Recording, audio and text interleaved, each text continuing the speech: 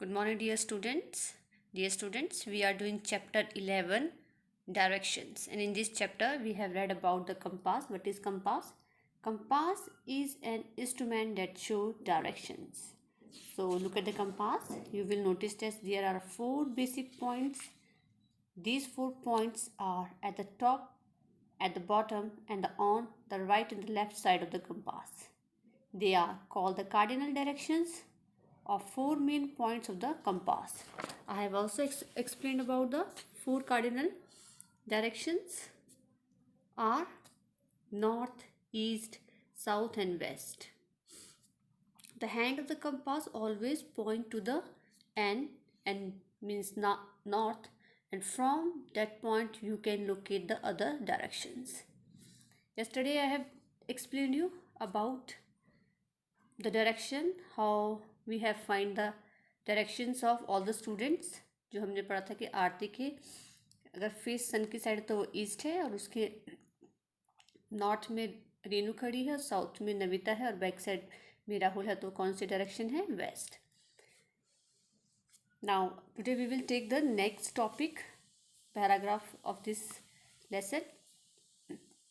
It is important for all of us to have the knowledge of direction. तो ये बोल रहे हैं ये बहुत इम्पॉर्टेंट है सबके लिए कि सबको नॉलेज हो डायरेक्शंस की. जैसे हमें तो आ गई, पता लग गया 4 मेन डायरेक्शंस होती हैं, तो ऐसे ही सबको पता होना चाहिए, नॉलेज होनी चाहिए डायरेक्शंस की.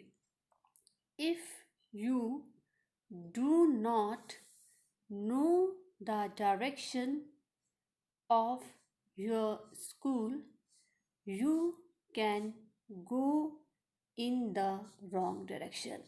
ठीक है, अगर आपको नहीं पता होगी, डायरेक्शन की नॉलेज नहीं होगी, तो क्या हो सकता है? You do not know the direction of your school. अगर अपने स्कूल की डायरेक्शन आपको नहीं पता है किस साइड को है, तो क्या होगा? आप गलत डायरेक्शन में चले जाओगे. You can go in the wrong direction. आप गलत डायरेक्शन में जा सकते हैं. योर फादर और mother will get lost on the way to their place of work. और आपके जो पेरेंट्स हैं, फादर है, मदर हैं, वो भी खो सकते हैं. कहाँ पर? The way of their place of work, जहाँ पर वो काम करने जाते हैं. मीन्स अगर आपको नॉलेज नहीं है तो आप भी लॉस्ट हो सकते हैं, आपको पता नहीं लगेगा स्कूल कहाँ है, आप गलत जगह पहुंच जाएंगे. अगर आपके पेरेंट्स को नॉलेज नहीं है तो वो भी अगर जहाँ पर उन्होंने काम करने वो जाते हैं वहाँ ना जाके कहीं और चले जाएंगे, तो वो खो सकते हैं. The pilot may not know where to land an aeroplane. अगर पायलट को भी नॉलेज नहीं डायरेक्शन की तो क्या हो सकता है? तो पायलट भी जो है एरोप्लेन की लैंडिंग कहीं भी करवा सकता है. ठीक है, जहाँ पर उसने लैंड करवाना हो वहाँ ना करवा के कहीं और जाके लैंड करवा सकता है. Ship will be lost in the ocean. और जो शिप्स हैं वो क्या है? ओशन में लॉस्ट हो जाएंगी. अगर डायरेक्शन की नॉलेज नहीं होगी, जितनी भी शिप्स हैं वो कहाँ? ओशन में लॉस्ट हो जाएंगी. You may not know where the ice cream vendor is standing. और आपको पता नहीं लगेगा कि कहाँ पर जो है आइसक्रीम वेंडर जो आइसक्रीम बेचने आता है वो कहाँ खड़ा है. There will be confusion everywhere. और उससे क्या होगा? हर जगह कन्फ्यूज़न ही रहेगा. कैसे रहेगा? जैसे कि मैंने अभी आपको बताया, अगर आपको नॉलेज नहीं है डायरेक्शन की तो हम गलत जगह चले जाएंगे, स्कूल नहीं जा सकते, आपके पेरेंट्स वर्किंग प्लेस पे नहीं जा सकते, पायलट जो है कहीं और लैंडिंग करवा देगा एरोप्लेन की, और जो शिप्स हैं वो ओशन में खो जाएंगी और आपको ये नहीं पता लगेगा कि आइसक्रीम वेंडर कहाँ खड़ा हुआ है. तो इससे क्या होगा? हर जगह क्या है? कन्फ्यूज़न क्रिएट हो जाएगा. तो इसलिए डायरेक्शन का पता होना बहुत ज़रूरी है. तो डायरेक्शन हमने क्या पढ़ा था कल? Teach us how to reach a place means destination without getting lost on the way. हमें जो है डायरेक्शन किसके बारे में बताती है? जहाँ पर हमें जाना होता है, हमारा टाइम वेस्ट नहीं करते, हम फट से उस जगह पर पहुँच जाते हैं. और it also tell us the exact location of different places, building, object even your classroom in the school building. और साथ ही साथ हमें क्या बताती है, एग्जैक्ट जो लोकेशन है अलग अलग जगहों की, ठीक है,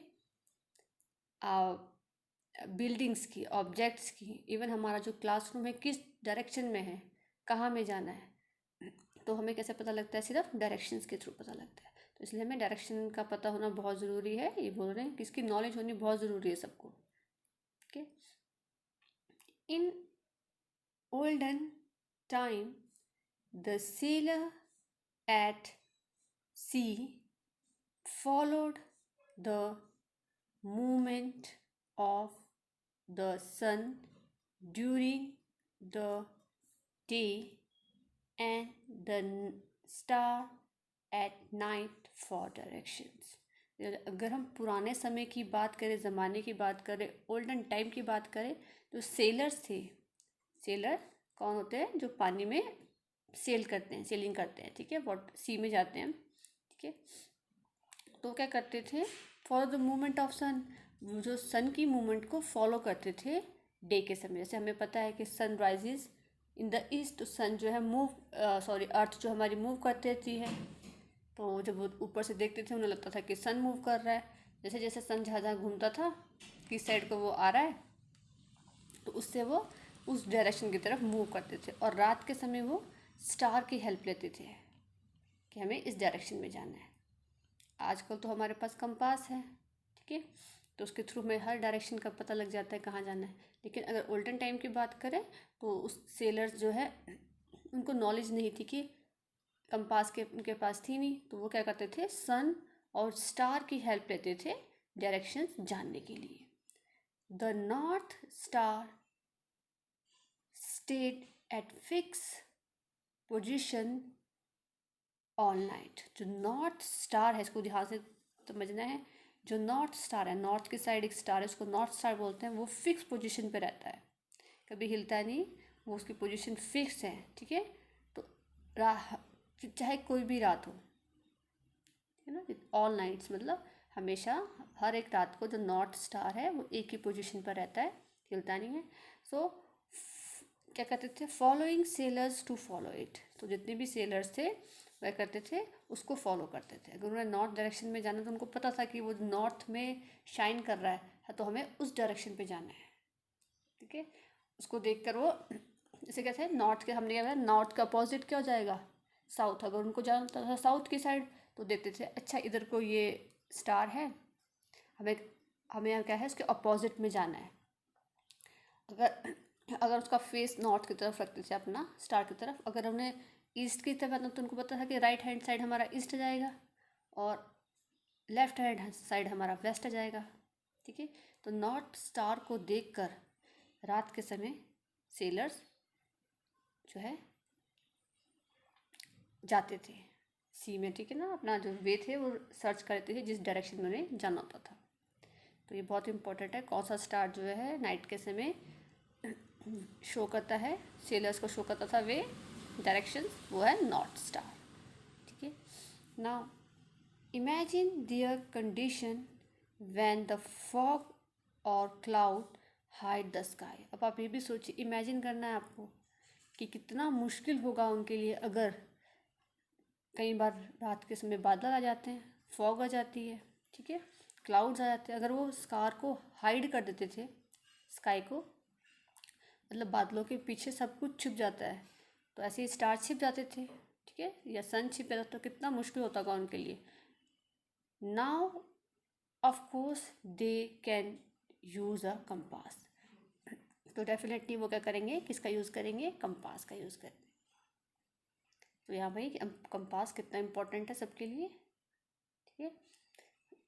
तो हमने आज इसमें पढ़ा है कि अगर हमें नॉलेज नहीं है तो हमारे साथ क्या हो सकता है, हम बहुत सी जो कन्फ्यूज़न क्रिएट हो जाएगा हर जगह एवरीवेयर, किसी को रास्ता नहीं पता लगेगा, किसी को अपने वर्क प्लेस पे जाना है उसका पता नहीं लगेगा, ठीक है ना, पायलट्स को पता नहीं लगेगा कि कहाँ लैंड करवाना है, शिप्स को पता नहीं, लॉस्ट हो जाएंगे ओशन में।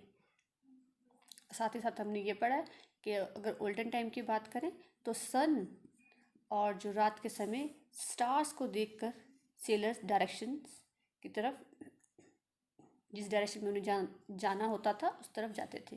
और सबसे ज़्यादा हेल्प कौन सा स्टार करता था, नॉर्थ स्टार। तो नॉर्थ स्टार की हेल्प से भी वो फॉलो करके जिस डायरेक्शन में उन्हें जाना है वहाँ जाते थे। पर इमेजिन कीजिए अगर फॉग आ जाए, क्लाउड्स आ जाए, स्काई को हाइड कर दे, स्टार और मून्स को, सन को, तो कौन हेल्प करेगा? Of course compass. So dear student, here we have complete our chapter. Tomorrow I will discuss the exercise of this lesson. That's all for a day. Thank you and have a nice day.